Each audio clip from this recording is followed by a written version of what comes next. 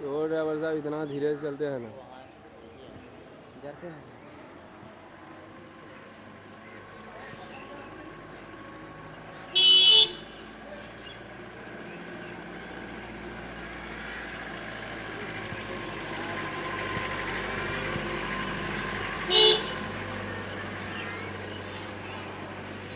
आगे नहीं आइएगा।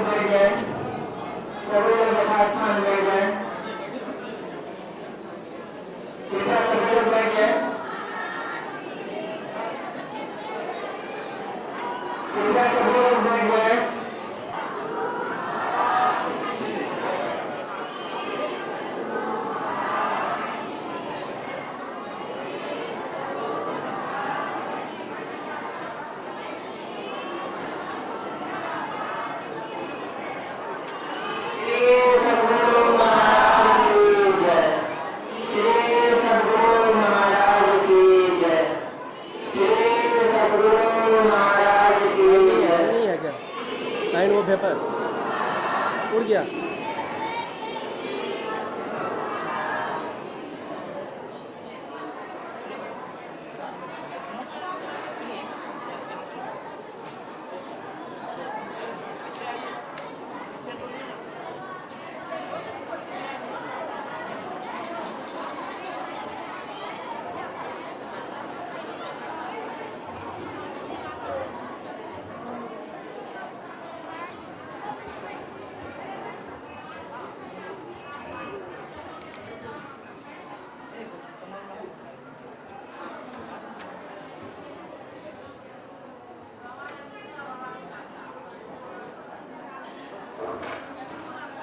Okay thank you.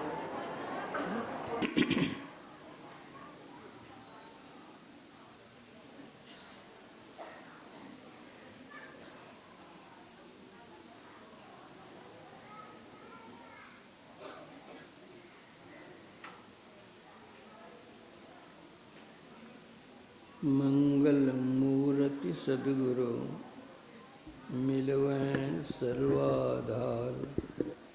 मंगलमय मंगल करन विनवों बारंबार। धन्य धन्य सद्गुरु सुखद महिमा कही न जाए। जो कछु कहो तुम्हारी कृपा मोते कछु न बसाए। समवेत समादरणीय सज्जन वृंद, आदरणीय माताओं तथा भक्तिमती बहनों, संतमत कोई राजनीति संस्था नहीं है। यह विशुद्ध अध्यात्मवाद है। इस अध्यात्मवाद के द्वारा समत्व ज्ञान का प्रचार होता है, समता सिखलाई जाती है। यहाँ जाति पाति की कोई बात नहीं होती, छोटे बड़े की कोई बात नहीं होती। जात पात पूछे नहीं कोई, हरि को भजे सो हरि का होई। जो खोटे कर्म करते हैं वे छोटे होते हैं, जो शुभ कर्म करते हैं, अच्छे कर्म करते हैं, वे बड़े होते हैं।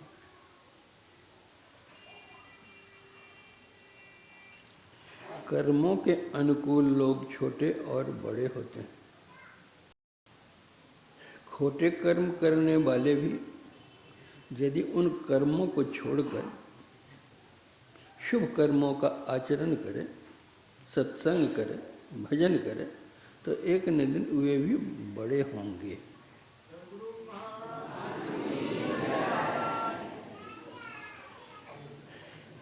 समता का ज्ञान तब तक नहीं हो सकता जब तक राम से ममता नहीं की जाए और नाम से ममता नहीं की जाए। पहले नाम जाना जाता है, फिर नामी जाना जाता है। नाम वाचक है और नामी वाच्य है। गोस्वामी तुलसीदास जी ने कहा कि संसार में समता हो सकती है, लेकिन किस तरह? तुलसी ममता राम सो। जब राम सो हम ममता लगावेंगे तो समता सब संसार।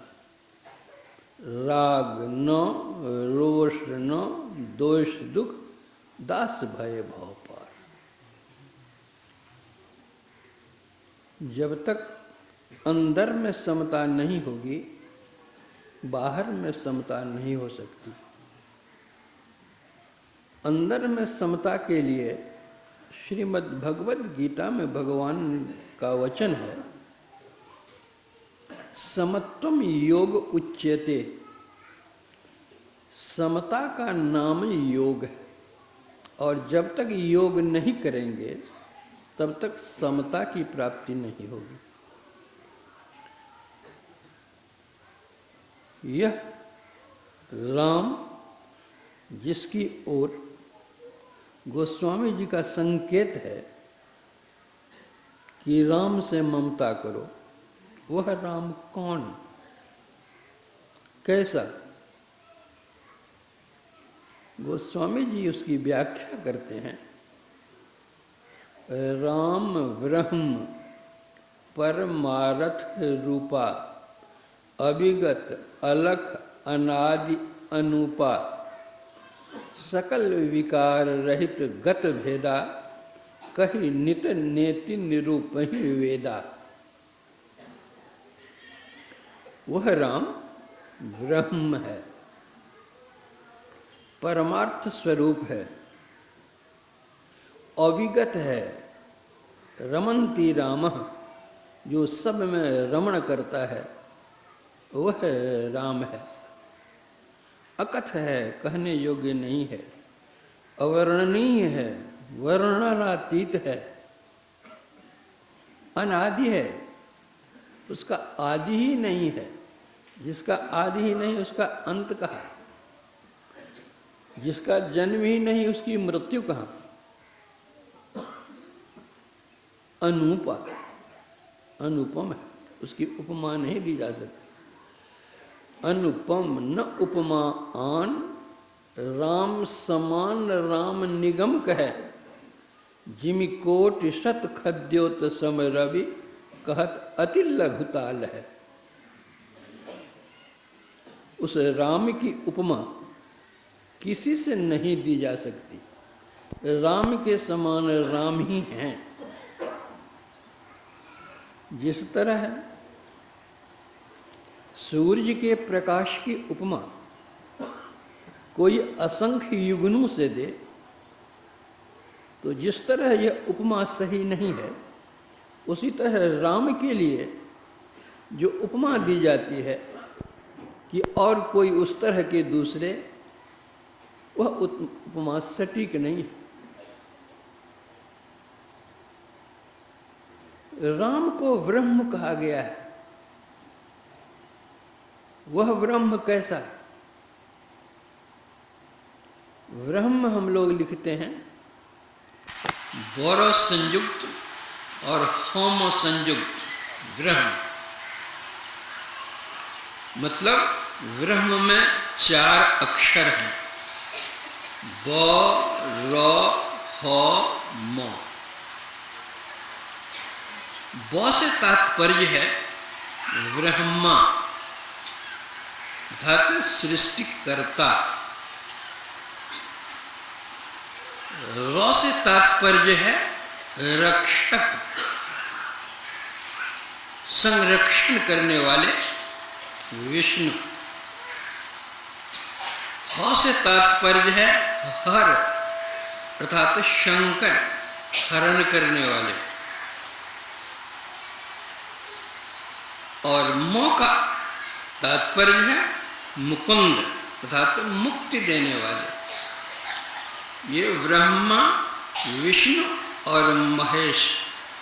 ब्रह्मा में एक गुण है उत्पन्न करने का, विष्णु में एक गुण है पालन करने का, शंकर में एक गुण है हरण करने का। ये एक ब्रह्मा है रजोगुण, विष्णु है सतोगुण, भगवान शंकर है तमोगुण। लेकिन इन एक एक गुण के अतिरिक्त दूसरे गुण उनमें नहीं है। किंतु जो राम है वे मुकुंद भी हैं, इन तीनों गुणों के परे हैं। मुकुंद का अर्थ है मुक्ति देने वाले। ब्रह्मा उत्पन्न कर सकते हैं, विष्णु पालन कर सकते हैं, शंकर हरण कर सकते हैं, लेकिन जो उत्पन्न कर सकता है, पालन कर सकता है, हरण कर सकता है और मुक्ति भी दे सकता है, वह है ब्रह्म।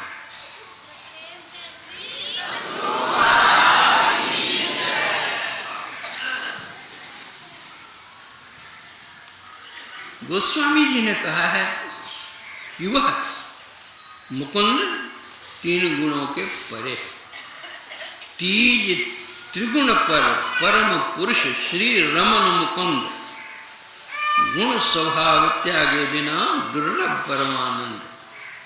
जब तक इन गुणों को हम पार नहीं करेंगे, त्रय गुणों को नहीं पार करेंगे, तब तक उस ब्रह्म के दर्शन नहीं होंगे। और जब तक उस ब्रह्म के दर्शन नहीं होंगे, जो ब्रह्म सर्वत्र है, सब में व्यापक है, वह एक ही एक है। अनेक धर्म आज संसार में फैले हुए हैं। जितने आस्तिक धर्म हैं, सब में एक ईश्वर की मान्यता है। कोई भी आस्तिक धर्मावलंबी नहीं कह सकते कि ईश्वर अनेक है। ईश्वर एक है, लेकिन विभिन्न भाषाओं में लोग उनको पुकारते हैं। वे प्रभु सभी भाषाओं के जानकार हैं। मानवीय भाषा को कौन कहे, वे पशु पक्षी की भी भाषा जानते हैं। मुख की बात नहीं, वे हृदय की बात पर ध्यान देते हैं। जो अर्थ पुकार करते हैं,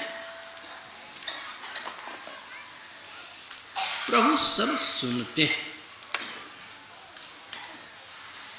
इसलिए जो वह ब्रह्म है, परमात्मा है, जैसे आकाश सर्वत्र है, आकाश से रिक्त कहीं नहीं है। आकाश को कहीं एक जगह से दूसरी जगह नहीं ले जा सकते, दूसरी जगह से कहीं भी ले भी नहीं आ सकते, स्वतः है ही। उसी तरह परब्रह्म परमात्मा सर्वत्र है ही।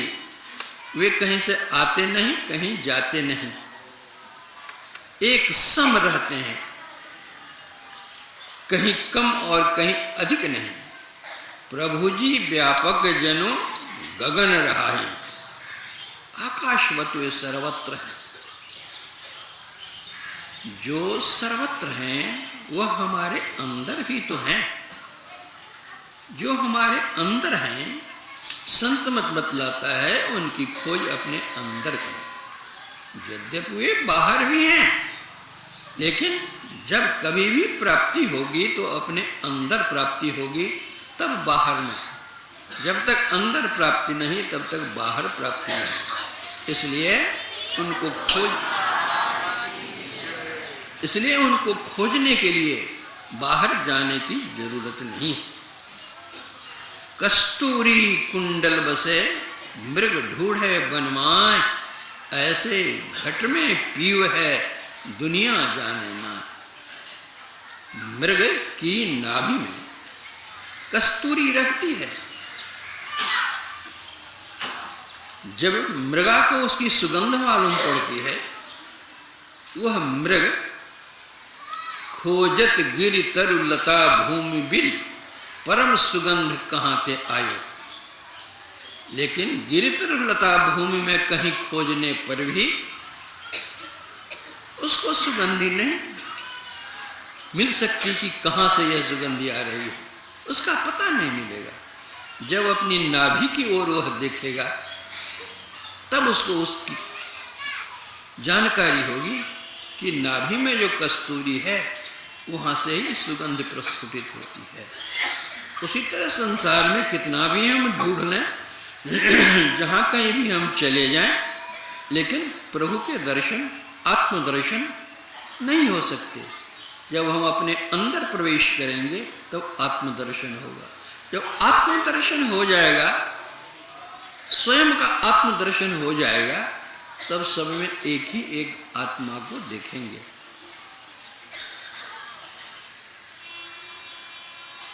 जैसे बाहर से गाय कोई काली होती है, कोई लाल रंग की होती है, कोई चितकबरी होती है, विभिन्न रंगों की गायें होती हैं। लेकिन उन गायों को दूहने पर सबसे एक ही रंग का दूध निकलता है, उजला। जैसे रुई का खोल, तकिया का खोल विविध रंग के होते हैं, लेकिन तकिया के अंदर रहने वाली रुई का रंग वही उजला होता है, एक ही होता है। उसी तरह से मनुष्य बाहर से कोई गोरा होता है, कोई काला होता है, कोई नाटा होता है, कोई लंबा होता है, कोई मोटा होता है, कोई दुबला होता है, लेकिन सबके अंदर निवास करने वाली आत्मा एक ही होती है। जिसको एक आत्मा का ज्ञान हो गया वही समता प्राप्त करेगा, वही सब में एक देखेगा। तभी वह कहेगा सर्वे भवन्तु सुखिनः, सर्वे सन्तु निरामया, सर्वे भद्राणि पश्यन्तु मां कश्चित् दुर्भाग् भवेत्। सभी सुखी, सर्वे भवन्तु सुखिनः, सभी सुखी रहे, सभी रोग रहित हों, सभी शुभ शुभ देखें, दुख किसी को नहीं मिले। यह उनके हृदय की भावना होगी, तभी समता प्राप्त होगा, समत्व प्राप्त होगा। इसके लिए वह योग करना होगा, और वह योग है दृष्टि योग और नाद योग। उसके पहले है मानस योग, अर्थात मानस जप और मानस ध्यान। इन चार क्रियाओं के द्वारा, चार साधनाओं के द्वारा आत्मा की प्रत्यक्षता होती है। जो पहले मानस जप करते हैं, फिर मानस ध्यान करते हैं, फिर दृष्टि योग करते हैं, फिर नाद योग करते हैं, और नाद से परे जाकर निशब्दम परमम पदम में परमात्मा स्वरूप की प्रत्यक्षता कर आवागमन के चक्र से छूट जाते हैं। इसीलिए हमारे गुरुदेव की वाणी में आया है, घटतम प्रकाश वो शब्द पट, त्रय जीव पर हैं छार है, करे दृष्टि और धुनि योग साधन, ये हटाना चाहिए। इनके हटे माया हटेगी, प्रभु से होगी एकता। यहाँ पर एकता होगी। फिर द्वैतता नहीं कुछ रहेगी, असमानंद चाहिए। केवल बाहर की एकता हम खोजेंगे वह नहीं हो सकता।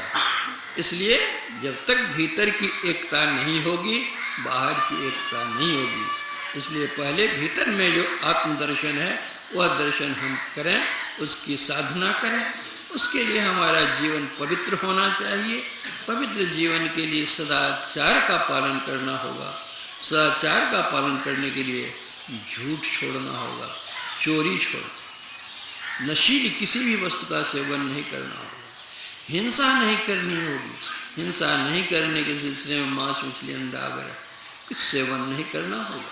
व्यभिचार अर्थात परिस्त्री पर पुरुष गमन नहीं करना होगा। जो इन पंच पापों से बच करके रहेंगे, अंत साधना करेंगे, अपने जीवन यापन के लिए कुछ न कुछ पवित्र कमाई अवश्य करेंगे, तो सत्संग करते करते, ध्यान करते करते एक न एक दिन वे आत्मस्वरूप को लाभ करके अपना परम कल्याण बनाएंगे।